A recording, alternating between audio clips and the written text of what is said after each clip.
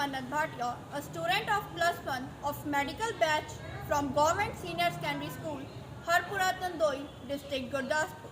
Now we are going to start the second lesson, The Portrait of a Lady. Kushwant Singh has written a number of books on Sikh history and religion. He has also translated a number of books from Urdu and Punjabi into English. Apart from being a writer, he has been a lawyer, a public relation officer, and the editor of Illustrated Weekly of India. Two of his well-known novels are Train to Pakistan and I Shall Not Hear the Nightingale. My grandmother, like everybody's grandmother, was an old woman. She had been old and wrinkled for the 20 years that I had known her. People said that she had been once young and pretty when he had a husband, but that was hard to believe. My grandfather's portrait hung above the mantelpiece in the drawing room.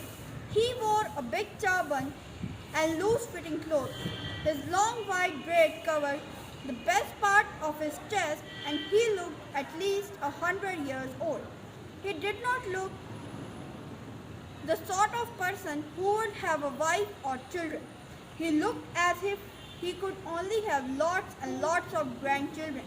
As for my grandmother being young and pretty, the thought was almost revolting. She often told us of the games she used to play as a child. That seems quite abreast and undignified on her part, and we treated it like the fables of the prophet she used to tell us. She had always been short and fat and slightly bent. Her face was crisscross of wrinkles running from everywhere to everywhere. No, we were certain she said, always being as he had known her, old, so terribly old that she could not have grown older, and had stayed at the same age for 20 years.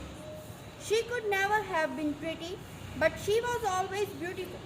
She hobbled about the house in spotless white, with one hand resting on her wrist to balance her stool and the other telling the beads of her rose.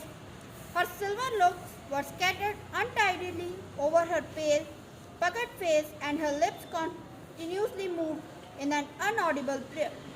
Yes, she was beautiful.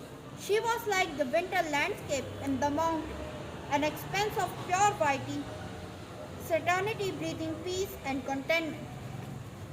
My grandmother and I were good friends. My parents left me with her when they went to live in the city and were constantly together. She used to wake me in the morning and get me ready for school.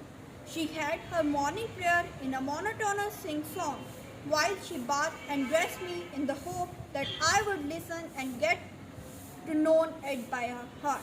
I listened because I loved her voice, but never bothered to learn it. Then she would fetch my wooden slate, which she had already washed and plastered with yellow chalk, a thin earthen ink pot and reed pen, tie them all in a bundle and hand it to me. After breakfast, a thick stale chapati with a little butter and sugar spread on it